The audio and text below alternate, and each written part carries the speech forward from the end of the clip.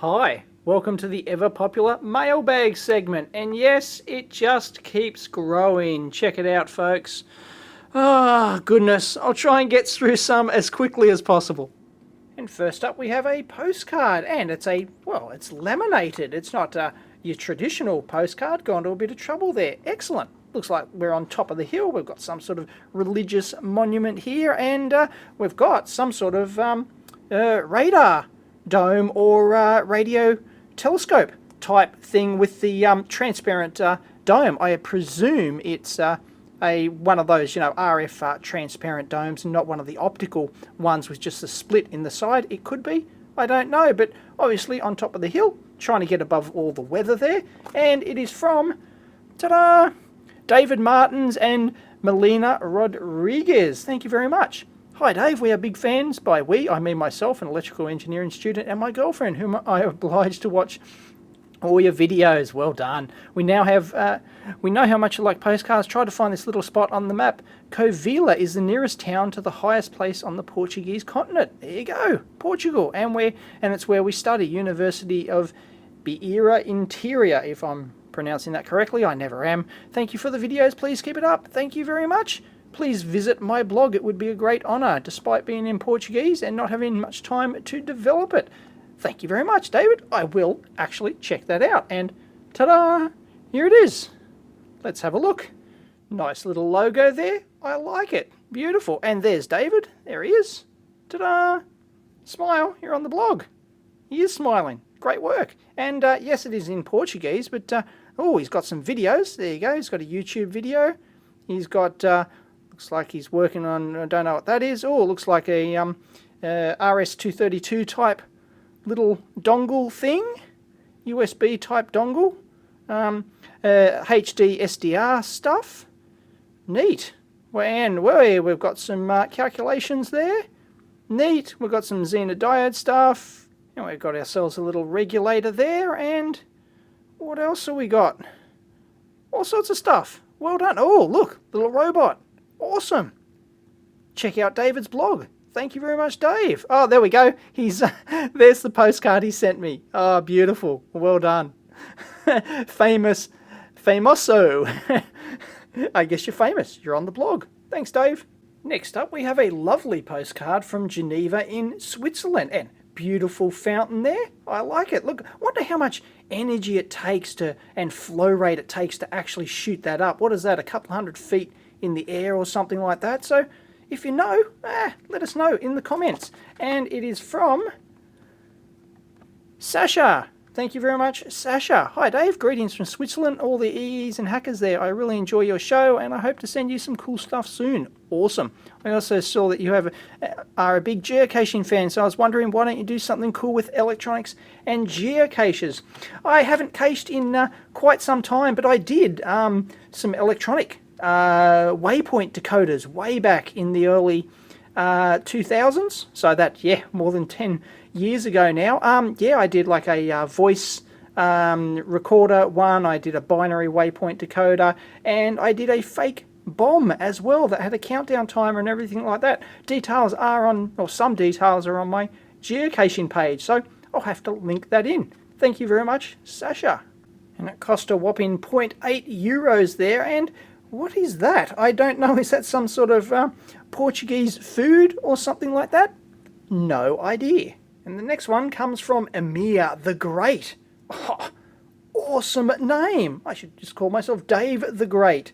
From St. Catharines in Ontario in Canada. Hi to all my Canadian viewers. I love Canada. Great place. And he's addressed it to Sir David Jones. Last thing I checked, I haven't been knighted by the Queen.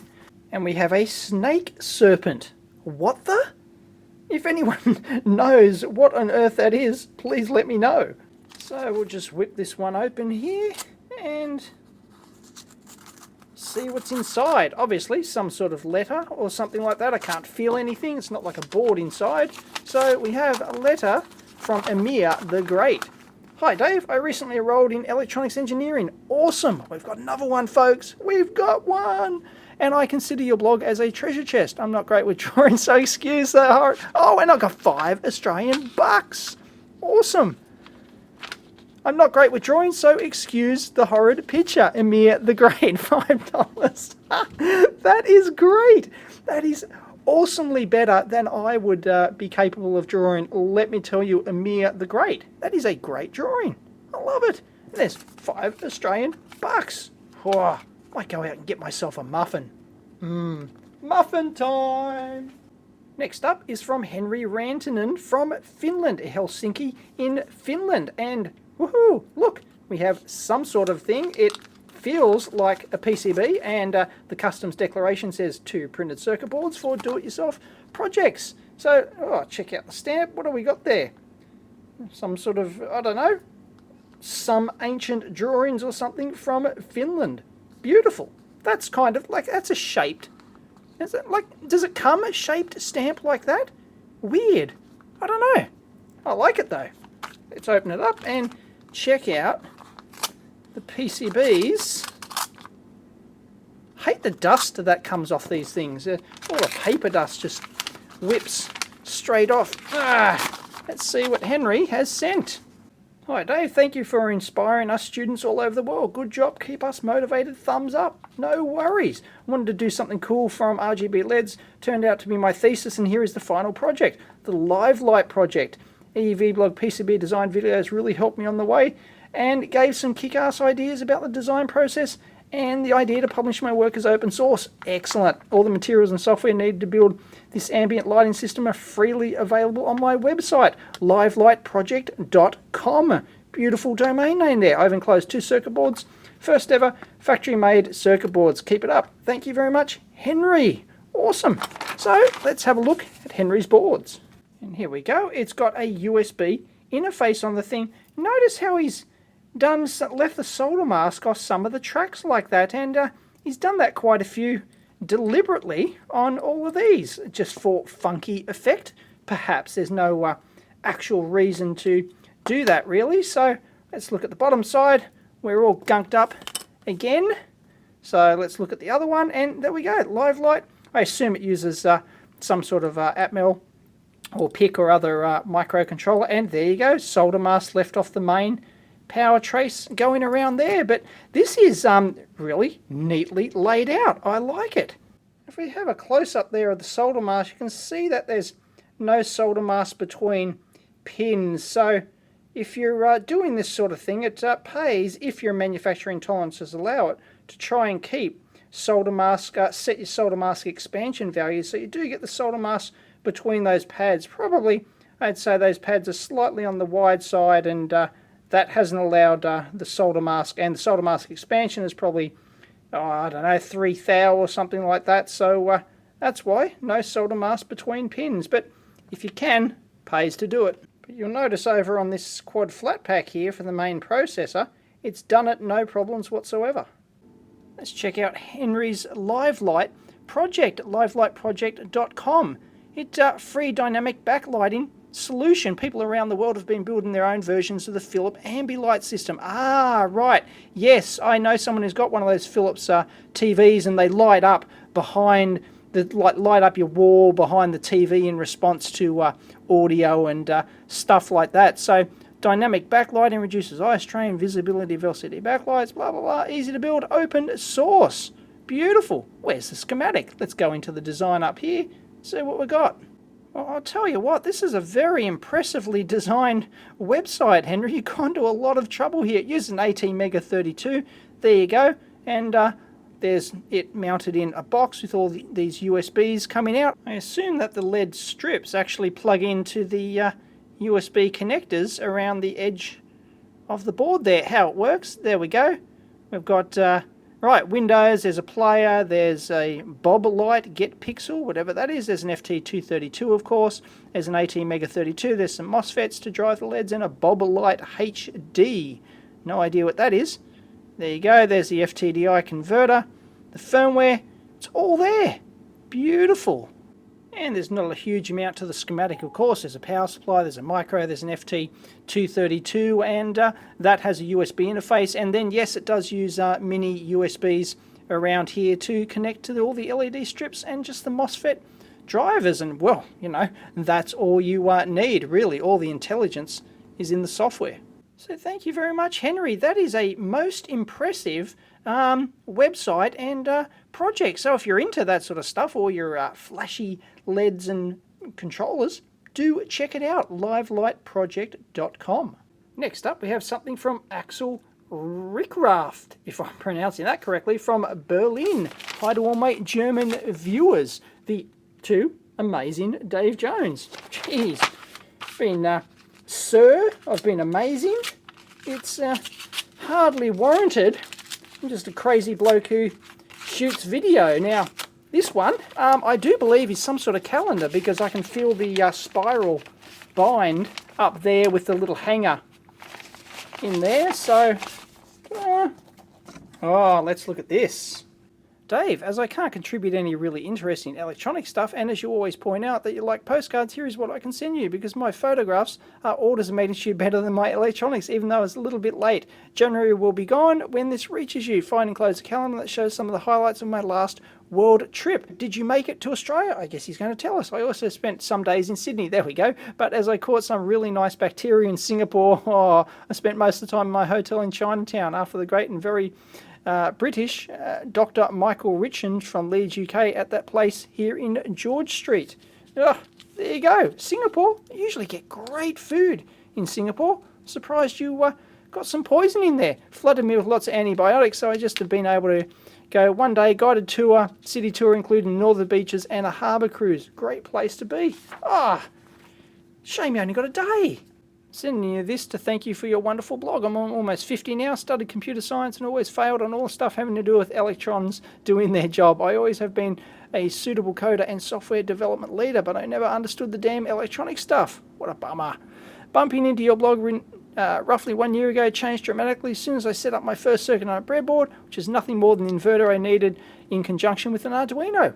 Awesome. You've got to start somewhere. We all start somewhere. But it was a start, and I eventually understood what I was doing and what it was all about. I literally inhaled your blog. It's dangerous. Should put a health warning on it. Which once again showed me that understanding things primarily is depending on the presentation. And your presentation, walking through things, tearing down things, ranting at things, being enthusiastic about things, is at least to be called outstanding. Thank you very much. That's why you deserve a lot of thanks. Here is mine showing some nice spots of the world, including Singapore, not Sydney, mainly New Zealand. A container ship trip from New Zealand through the Panama Canal. Love to do that. Some views of the New England states, particularly in Sandy and New York City. Thank you very much. Awesome. Let's take a look at the calendar. I assume that says this is a photo calendar or something like that. There you go. Let's have a look. There he is. Ta-da! Smile. You're on the blog. Beautiful. Great shot. I love it. And 2012 calendar. Great tree. I love that. I assume that's in New Zealand somewhere. And January 2013. I guess that's how you spell January in German. There you go. Beautiful. February 2013. Nice shots. Beautiful colour in that misty waterfall there. Great shot.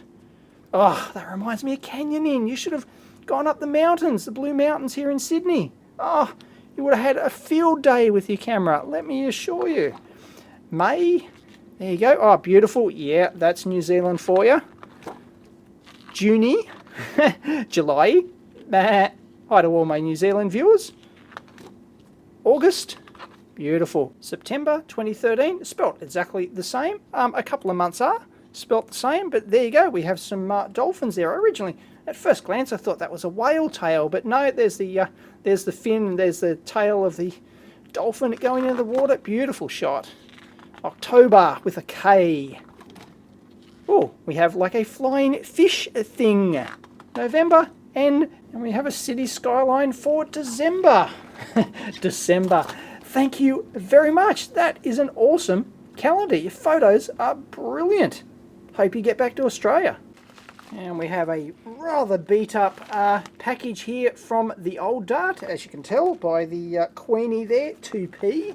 And it is from Dan Craggs from Swansea in the UK. I think I drove through Swansea once. I'm not 100% sure, but we got electronics, the generic term put on all customs forms. So, let's, comes from Royal Mail. Her Majesty's. Don't mess with Her Majesty's Royal Mail. So let's check out what we've got here. Oh, we have a timer. We have one. Oh, it's got one of these weird-ass UK plugs on it. No good. I have to tear it down. See what's on. Maybe that's his intention. So I've seen a ton of these timer switches in use lately, used for anything from a tiny table lamp to an electric heater. I just replaced two of mine with digital ones and wanted to take one apart to have a look inside. But then I thought, let the crazy Aussie bloke do it instead. Other than the pure curiosity as to what's inside, probably not much. I'm wondering how good they are from a safety standpoint. These things can take up to 3 kilowatts. Whoa. According to the label, though, I'll never push on that hard. I know people who have and leave them pretty much unattended. I'm also wondering how much do these things pull in to actually operate. We're probably talking less than a watt, but the label doesn't say. If you can find anywhere online that gives you a definitive answer, I enjoy watching the show over here in Wales. Thank you very much. Dan, no, I've never been to Wales, so I obviously haven't been to Swansea. I was mistaken. Thanks, Dan. Well, let's take this sucker apart. Uses one of these annoying tri-wing screws, but thankfully I've got a little kit here that gives me the tri-wing bit. So let's rip it open. Yeah, it's just a mechanical. These things will just be a mechanical contact. The motor it'll have a little motor inside to drive the timer from the mains, I'm assuming, and then just a mechanical contact switch to Yep, there we go. Look at that. Ta-da! We're in. Well, that's really quite neat. They've got like a little spring-loaded safety shutter there, so when you push the earth pin is longer than these other pins, so when you push that in, like that, it then opens this and lets the other ones go through. That's rather neat. They've gone to a bit of trouble. Oh, my spring just buggered off somewhere. Don't know where that went. And well, there you have it. Yeah, as predicted, there's not much in there at all. But I didn't expect like a proper micro switch like that. But you know, a big rugged micro switch. But that makes sense, I guess. I sort of expected a bit worse than that. I expected like it just to use, you know, some bare contacts or something like that. But they've gone to the effort. It looks like a properly rated micro switch, which we'll have a look at. But there's the mechanism just driven from, well, the timing mechanism just driven directly from the mains there, of course. There's the little coil, and it just drives that. They've got a gear reduction mechanism. They've got a cog coming out the top like that, and that cog just goes through into the top timer thing like that. So that sits on top, and that's why it turns around. And then you've got the little tabs on the outside that are these the push up or push down type? Yeah, there you go. They're a bit hard, but these are just the push down ones. So they push down into there, of course, and there's a little lever there which sticks up through the top like that. So when those are in the down position, that tells it that just pushes that micro switch like that off and on. Very simplistic. And of course there's the override switch there, which just overrides that. Great. I love it. That's actually well engineered. This is not like a, you know, it's not like a slap together thing. There's, you know, a bit of thought's gone into this. And there's a micro switch. It's a Fuda brand FM2. Never heard of Fuda, but it's rated for, there you go, 16 amps, 250 volts. So yes, it's going to handle, should handle the power, no problems at all. And looks like they've welded the those leads down there directly onto the, like, you know, ultrasonically welded them or something directly onto those tabs. So I do declare that to actually be relatively well designed and well constructed and safe. No problems whatsoever. Although I'm sure there are some real cheapies out there, but I don't know, you know, like you can't get more basic than this. And here we go, I've powered it up and you can see the little flywheel inside there spinning around, but the other cogs, could take a while. And if you're wondering how much current that coil is taking, there we go. I've got it across the 43k resistor in there. Don't touch it. No, my finger is a lot further away than probably what it looks with the angle on this camera. Trust me, I'm safe. 218 volts RMS across a 43k resistor. That's about 5 milliamps or so. So that sucker's, only going to take maybe, a watt, give or take. So thank you very much, Dan. That was most interesting. Little impromptu teardown.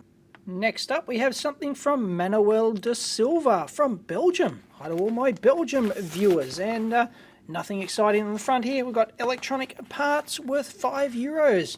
Dave Jones, aka That Crazy Aussie Bloke. PO Box 7949, Borkham Hills, New South Wales 2153, Australia. You know, not where. I get a few complaints about that.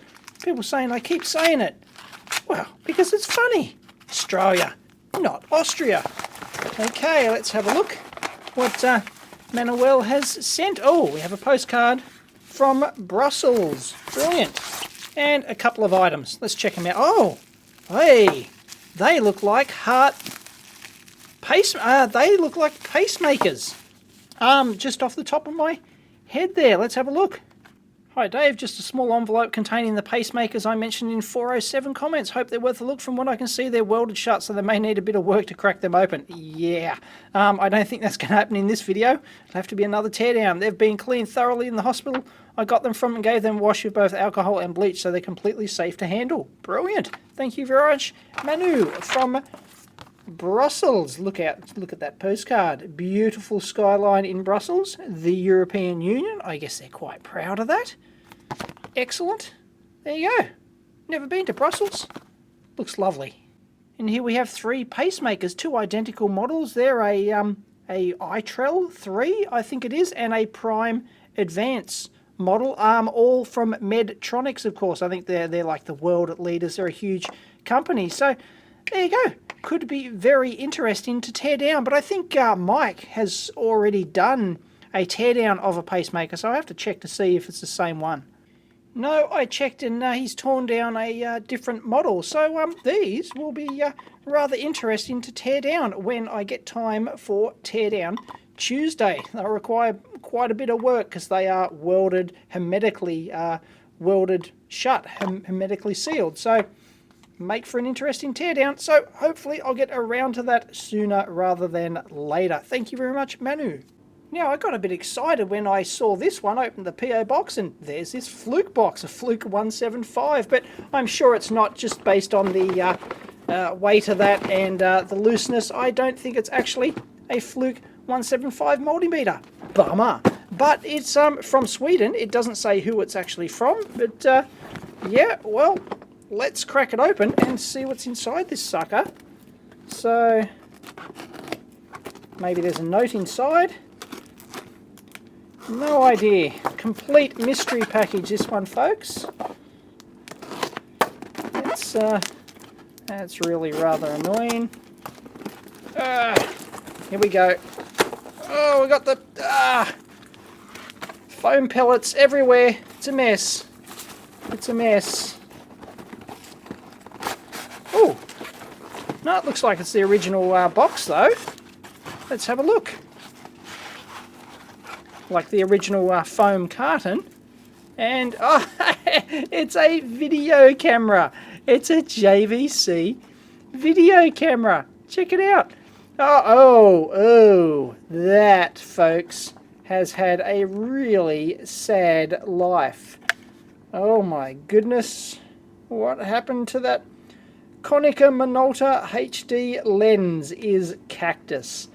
So I assume whoever sent this to me, I don't think there's a note. Yes, there might be a note. Hang on. Oh, there's a CD. They sent the CD and everything, but there is no. Yes, there is. There's a note.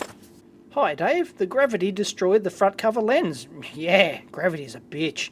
Camera works otherwise fine. By removing the scattered lens, there will be no scratch in the picture. Well, this gave me the greatest opportunity to buy a camera with a wider wide-angle view. Absolutely. My camera's got 30mm wide-angle, but my little compact camera's got 24mm. Great for doing my walk-time rants and stuff like that. You can never have too much wide-angle. Trust me. Do your best with the camera, and thank you for a great YouTube video. Thank you. Sincerely, Mr. Z.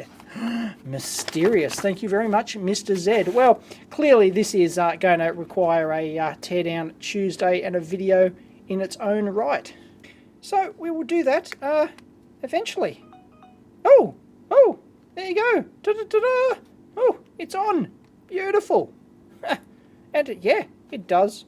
It does seem to work just fine, apart from the busted lens. I mean, you know, this is not a state-of-the-art camera by any stretch of the imagination. You can usually tell, you know, any camera that's got like greater than a 10 times optical zoom or a 5 times, like mine's got 10 times, my Canon HF G10. Anything with more than 10 times, you know it's just designed for the gimmicky consumer market. This one's only got times 20, so it's not too bad, but you get those ones with times 30, times 40 optical lenses, and you know the sensor in it's just absolutely tiny, and it's, you know, and they're pretty much just toys, but this one probably worked okay. It is absolutely tiny though. If you compare it in size to my Canon HFM 400, which is my backup, like my second camera that I use occasionally for second shots, it's got the same HD CMOS Pro sensor as my big Canon HF G10 that I'm using now. But yeah, look at the size difference in those. Just, you know, this thing, you almost whack it in your pocket. Amazing. Check out that pure evil, pain in the ass, bastard custom power connector. Oh, ticks me off. Anyone who freaking designed this into a product should be hung, drawn and quartered. Bastards.